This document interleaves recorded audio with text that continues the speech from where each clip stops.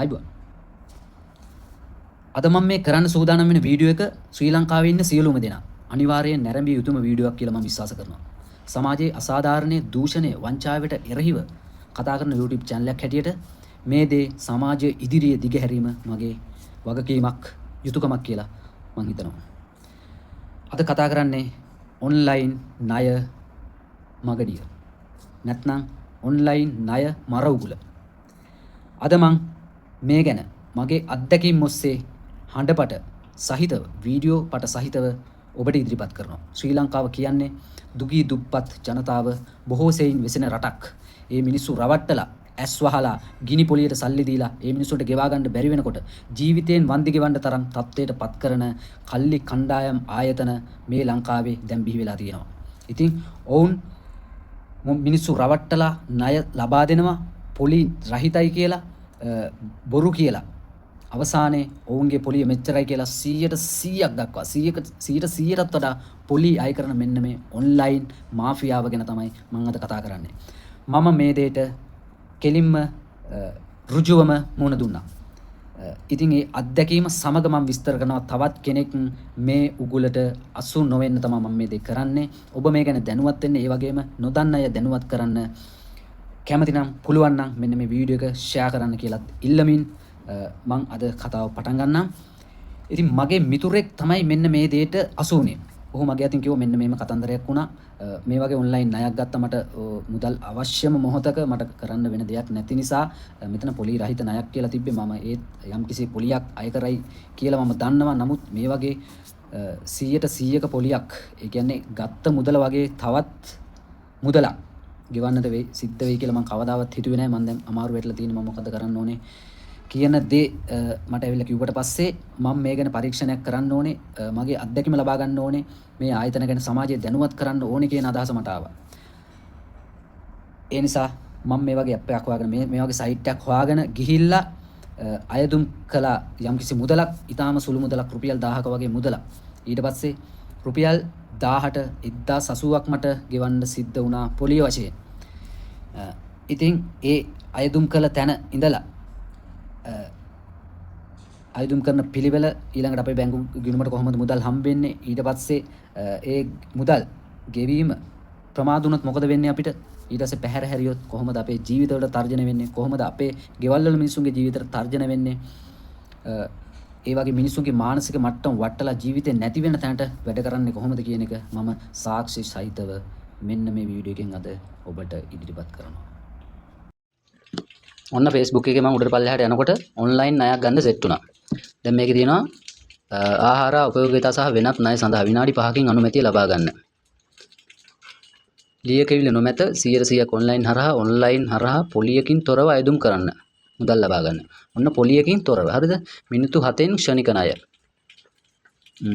30000යි ගාස්තුව 30200යි 740යි හැරි ඔන්නෝම තියෙනවා. බැලුව බැලමට මේක රුපියල් 30000ට රුපියල් 200ක ගාස්තුවක් වගේ තමයි තියෙන්නේ. පොලිය කියලා මේකේ කොහෙවත් නැහැ. ඒකනේ මේ තියෙන්නේ පොලි රහිත කියලා, පොලියකින් තොරව කියලා තියෙන්නේ. ඔන්න මුදල් ලබන්න මම මේක නිකන් මේක මේ ගත්තේ උදාහරණයකට. මෙන්න මේ ආයතනය වරදවා හිතන්න එපා. මම මේ අහුන හින්දා මම ගත්තේ උදාහරණයකට. අපි බලමු ඇප්ලයි කරලා මේක අපිට සාධාරණද, මෙන්න මේ කියන දේවල්ම තියෙනවද කියලා. ඉතින් මුදල් ලබා ගන්න කියන එක මම දැන් ක්ලික් කරලා අපි බලමු මේකට ඇප්ලයි කරලා මොකද වෙන්නේ කියලා. දැන් මම මේ සයිට් එක ඕපන් කරලා මගේ විස්තර ටික ඔක්කොම දුන්නාට පස්සේ මම රුපියල් 5000ක මුදලක් අයදුම් කරා. ඉතින් සියලුම ගාස්තු සහිතව මට 15%ක ඩිස්කවුන්ට් එකකුත් එක්ක 6900ක් ගෙවන්න ඕනේ දින 15කට පස්සේ. මේ යට තියෙන්නේ ඇග්‍රීමන්ට් එක සම්පූර්ණ ඉංග්‍රීසියෙන් තියෙන්නේ. මම ඇග්‍රීමන්ට් එකේ අකුරක්වත් මම කියුවේ නැහැ. මීට කලින් මම ලෝන් එකක් ගත්තා. එතෙන්දිත් මම කියුවේ නැහැ. අපි සාමාන්‍යයෙන් හිතනවා පොලි රහිත ණයක් කියලා තමයි මේකේ සඳහන් වෙන්නේ. ඉතින් දිග ඇග්‍රීමන්ට් එකක් තියෙනවා. දිග කොන්දේසි ගොඩක් තියෙනවා. ඉතින් මම මේක සිංහලට පරිවර්තනය කරලා බැලුවා. අපි බලමු සිංහල පරිවර්තනය. right. ප්‍රධාන එකඟතාවන් සහ කොන්දේසි ණය පහසුකම් පාරිභෝගිකයා විසින් අන්තර්ජාලය හරහා ඉල්ලා සිටින ලද ණය මුදල් ලබා දීමට ආයතන එකඟ වේ. එම මුදල පාරිභෝගිකයා ලබා දුන් බැංකු ගිණුමට ඍජුවම බැය කරනු ලැබේ. අපකරයකින් තොරව මෙම ණය ලබා දීම වෙනුවෙන් පාරිභෝගිකයා උපදේශන ගාස්තුවක් ගෙවීමට එකඟ වේ. ණය මුදල සහ අනෙකුත් ගාස්තු නියම විදිහට පෙර ආපසු ගෙවිය යුතුය. ණය පහසුකම් ක්‍රියාවට නැංවීම සඳහා වන සේවා ගාස්තු ගෙවීමට පාරිභෝගිකයා එකඟ වේ. පාරිභෝගිකයාගේ ජංගම දුරකථනයට එවනු ලබන SMS කේතය ඇතුළත් කිරීමෙන් මෙම ගිවිසුමට එකඟ වූ බව පිළිගැනේ. මේ 2006 අංක 19 දරන විද්‍යුත් ගණතුණු පනත යටතේ නීත්‍යානුකූල අත්සනක් ලෙස සැලකේ. පාරිභෝගිකයාට ලිඛිතව දැනුම් දීමෙන් පසු ණය මුදල හෝ ගෙවිය යුතු කාල සීමාව අඩු කිරීමට ණය දෙන්නාට අයිතිය ඇත.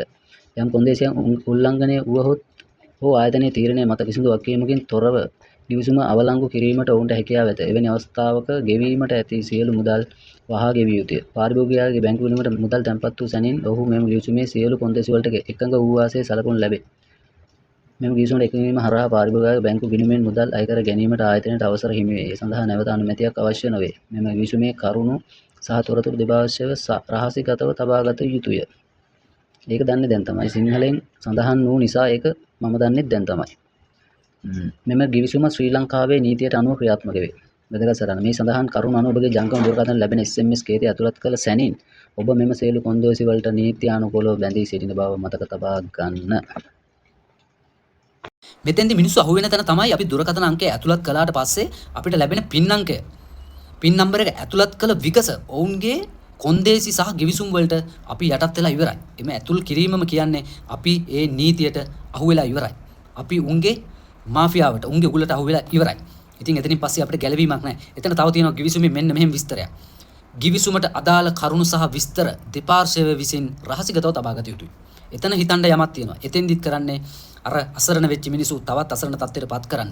ඒ කියන්නේ මේ සම්බන්ධයෙන් කිසිම ආයතනයකට කිසිම තැනකට පැමිණිලි කිරීමට හෝ ඔබට අයිතියක් නැහැ කියන තේරුම තමයි වචනෙන් කියවෙන්නේ මට හිතෙන හැටියට. එතනින් පස්සේ ණය ගෙවීම ප්‍රමාද වීම සම්බන්ධයෙන් ආයතනය කතා කරලා තර්ජනය කරන හඬපටය සහ එතනින් පස්සේ තවත් කාන්තාවක් කතා කරපු හඬපටය මෙතන ඉදිරියට මම ඔබට ඇසෙන්නට සලස්සනවා.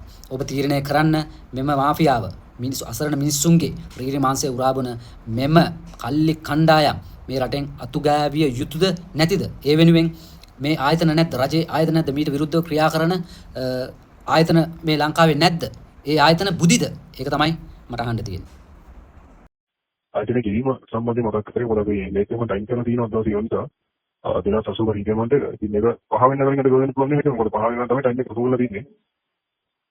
මම කීයද මත නෑ අරන් ඉන්නේ. 2080 තමයි ගොඩනගන්න ඉන්නේ. ඔව් මගේ මේ කියන්නේ ණය මුදල කීයද? මොකද? ණය මුදල කීයද මගේ? ණය මුදල ගැන මතක ඕනේ. අපි දුන්නේ මොකටද? අපි දුන්නේ මට රුපියල් 1000ක් නේ. ඔව් ඒක කතා ඕනේ නෙවෙයි. පොලිය කියන මත දැන් ආයතනෙන් කතා කරලා පුතුමා දැනුවත් කරා නේද උදේ දවසේ දැන් මේ මම කතා කරේ දැන් ඒක පුතුරා නෙමෙයි මොකද වෙලා තියෙන්නේ කියලා. ඔව් නෑ මට කිවිමොතත් මතක් කරේ මොකද අපි ඒජන්ට් කෙනෙක් කතා කරලා තියෙනවා ඒක කියනවා කියලා දිනවා. නෑ මම ඒකම ටයිම් කරලා දිනවා. නෑ අපිට අරන් කිව්වනේ උදේ කතා කරද්දි. නෑ අද මම එක්ක කියලා ඇත්තේ කතා කරන්නේ නැද්ද? නෑ කතා කරන්න බැරි. කතා කරන්න බැරි නම් මාත් ඒක කසුම් කරන්න ඒක දවසේ කියනවා කියලා. ඔව් ඒක තමයි ඒක ඒකම ටයිම් කරලා ඩිපාර්ට්මන්ට් ට්‍රාන්ස්ෆර් කරනවා පුතුමාගේ සම්බන්ධයි. ඒ ඉල්ලීම් පරිජානම මේ ලේට් නෙවෙයි කියලා. ඔව් මම ඒක නෝට් අයියෝට එකම දේ අහන්න එපා. ඒ කාලෙත් එක වලන්ටයි යසසු රීපේමන්ට් එකක් තියෙනවා ඒක දවසට දවස් දෙකම හිටවට කරන්න බෑ. සහ පුතුමා තුන්වෙනි වාසයට අපි කෝල් කරලා කම්ප්ලේන්ට් එකක් දානවා. ඒක අපි ඔක්කින් බාර ගන්න. ඒ පහර වෙනි ඉවර ගන්න ඕන ලේට් ටයිම් කරලා දෙනවා. මට account number එක මම ඉල්ලුවා. මම ඉවර විදියට නම් ඒ යන්නේ කො. ඒක මට කරනවද? ඒක මොකද්ද? ඉතින් සොස්පීඩර් හරි නැත්නම් තියෙනවා BOC බැංක් එකේ ඒක මැෂින් එක. මේකට මැෂින් එකේ ලෝන් ප්ලස් එක කියලා ඉවර. SMS එකේ ඉවර විදියට ඒකට බලලා ඉවර. මට account number එක දාන්න. ආයෙත් සිත් අවශ්‍ය වෙන්නේ නැහැ. ඔක ප්‍රායිස් අවශ්‍ය වෙනවා මැෂින් එකේ ඉවරස. ප්‍රූෆ් එකක් කොහොමද? කොන්න වැඩි ගන්නවද ගන්නවද? ප්‍රූෆ් එකක් කොහොමද අපි කියන්නේ? ලින්ක් ඔන්ලයින් ට්‍රාන්ස්ෆර් ලින්ක් එක දාලා තියෙනවා. නැත්නම් මම මැෂින් එකේ ඉවරදී ඒවා තියෙන කපුඩක් කියලා ඔක ඔප්ෂන් එකේ කියලා අපිට amount එක close කරන්න ඉක්මනට. මෙතන රයින් කරලා තියෙනවා දවස් 5කට කලින්. ඒක 80 ඒක වරා යනවා කියලා. සුපි සෝසන්. ඒක ප්‍රොමෝෂන් එකක් ඇතුළත තියෙනවා සර්. ඒ පිළිබඳව දැනුවත් කරන්න කතා කරේ මේ වෙලාවේ කතා කරන්න පුළුවන්ද? පුළුවන්. ඔව් සර් දැන් අපි ආයතනයෙන් පළවෙනි ලෝන් එක අරගෙන ගෙවීම අවසන් කරලා තියෙනවානේ.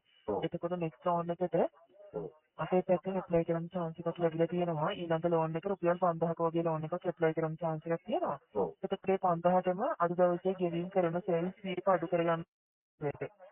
ඔව් මේ ඔව් මට දැන් අපෝ ලෝන් එකක් ගන්න ඕනේ. හරි. මට හැබැයි මුලින් දැනගන්න ඕනේ මට දැන් 5000 ගත්තොත් මට දවස් 100ෙන් ගෙවන්න ඕනේ. ගෙවනකොට අපි සර්විස් එකත් එක්ක කොහොමද ගෙවන්න ඕන ගාන කියලා. ඔව් මම කියන්නම් සර්. මට පොඩ්ඩක් ඒකේ නමයි ID නම්බර එක කියන්නකෝ. යන්න පුළුවන්.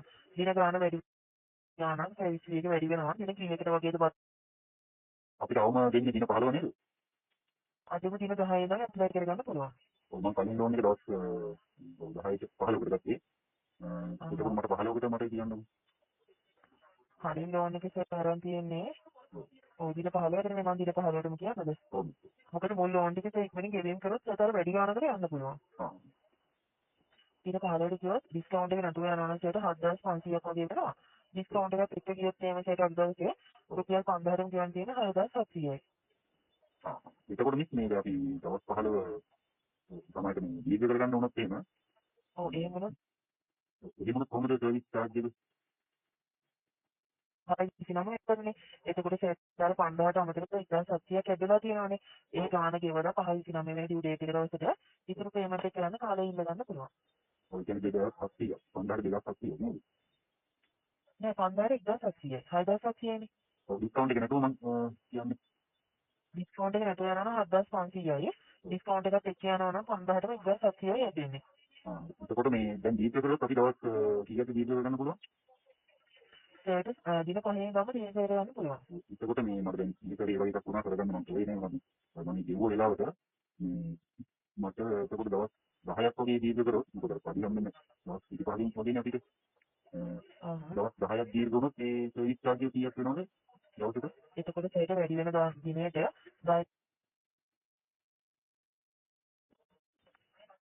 මේ මට එහෙම කියන්න බරෝ.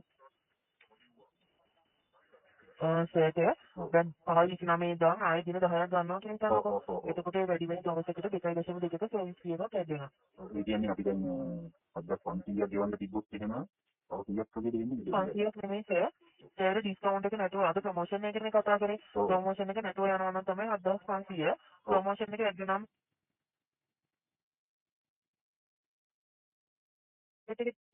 එදාට මුළු මුදලම ගෙවන්න අපහසු වුණා. මේ 1700 හරි ගෙවීම් කරලා ඉතුරු කාලේ ඉන්න ගන්න පුළුවන්. එතකොට වැඩි වෙන එක දවසකට 2.2ක සර්විස් ෆී එකක් ඇඩ් වෙනවා. ඒ කියන්නේ කීයක් වගේ දෙකම කියන්නේ? ඒකේ සර්ටි ගෙවීම් කරන ආකාරයත් එක්ක අපේ ගෙවීම් ආශයෙන් පේමන්ට් එක මතක් කරලා එතනින් තමයි ඒ ගාන හදලා කියන්නේ. ඒක අපිට දැනුවත් වෙලා බෑ මේ දැම්ම කලින් දැනුවත් වෙන්න කියන්නේ නේ. දැන් සර් මේ කියන්නේ සැලරි හම්බ වෙනවා කියන්නේ 25 නේද? ඔව් ඔව්. ඔව් එතකොට 29 වෙනි සර් පේමන්ට් කරන්න තියෙන්නේ. එතකොට සැලරි එකේ පේමන්ට් කරන්න අපහසුයිද? ඔව් සමහර විට මට දැන් දවස් 10ක් දීර්ඝ කරගන්න උනොත් එහෙම මම දැන් ලෝන් එක කලින් ගත්තට මම දැනුවත් උනේ නෑ. මම ඒකයි මේ දැනුවත් වෙන්න ඕනේ මේ හින්දා තමයි මේ කොම්පියුටර් එක ගහන්නේ. ඒ කියන්නේ වැඩි වෙන ගාන හදලා කියන්නේ දින ගානත් එක්ක අපේ ගෙවීම අංශයනේ. එතකොට සර්ට අපිට පැත්තෙන් අපිට දැනුවත් කරන්න පුළුවන්. දෛනිකව 2.2ක සර්විස් ෆී එකක් ඇඩ් වෙනවා කියලා. එතකොට ඒක සෙට් ලෝන් එකත් එක්ක සර් ගෙවීම් කරන ගානත් එක්ක බලලා තමයි අපේ රිකවරි අංශයෙන් ඒක දැනුවත් කරන්නේ. එතකොට සර්ට දැන් ටික ගෙවන්න තියෙන්නේ 1700යි. ඒ කියන්නේ 5700 5000ටම 1700යි ගෙවන්න තියෙන්නේ. ඔව් එතකොට නිත්‍ය සාමාන්‍ය දෙයක් මම කිය 5000ක් කරගෙන මම උදාහරණයකට 5000ක් නේ. එතකොට මේක ඒකට රීචාර්ජ් එකත් එක්ක එකතු කරලා ගාන කිව්වනේ. එතකොට බැරිද ওই 2.2ම ගාන හදලා මට පොඩ්ඩක් කියන්න. දැනුවත් කරන්නේ මොකද මේක ලෝන් එක ඉෂුව කරන එකනේ. එතකොට රිකවරි අංශයට සම්බන්ධ වුණාම තමයි ඒක දැනුවත් කරන්නේ. එතකොට සර්ට මෙතන මොකද අපේ රෙකෝඩින් චෙක් කරනවානේ සර්. අපිට අමතර දෙයක් කිව්වොත් එහෙම අපිට ගැටලුවක් එනවා. ඒක නිසා අපි දැනුවත් කරන්නේ අර ප්‍රමාණය තමයි. ඒ මොනොත් සර්ට ඒක ඇක්ටිව් කරගෙන රිකවරි අංශයෙන් ඒක දැනුවත් කරගන්න පුළුවන්. නැත්නම් ඒක දින 15ක් තියෙන නිසා සර්ට ගෙවීම් කරලා ඉවර කරන්නත් පුළුවන්. ඔව් ඔව්. එහෙනම් මට පුළුවන් මේ දැන් ඔබතුමී මාව දැනුවත් කරා වගේ එයාලට මට කෝල් එකක් ගන්න එහෙම දැනුවත් කිරීමක් කරන්න පුළුවන්. ඒ අන්තිම බැරිද? ඔව් සර්. ලෝන් එක ඇක්ටිව් වුණාම තමයි රිකවරි අංශයෙන් කෝල් එකක් එන්නේ.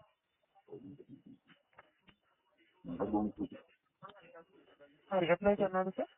ඔව් මට මෙතෙක් ඉර ගන්නකො මම ලින්ක් එකක් එක්ක. ලින්ක් එකෙන් ඇප්ලයි කරොත් සර් ප්‍රොමෝෂන් එක ඇඩ් වෙන්නේ නැහැ. ඒ වුණොත් සර් රුපියල් 5000ටම 1500ක් ඇඩ් වෙනවා. ඒ කියන්නේ අපි කෝල් එකක් දීලා දැනුවත් කරේ. ඔව්. දින 15ක නේද? දින 15ක නේද? ඔව් දින 15කට.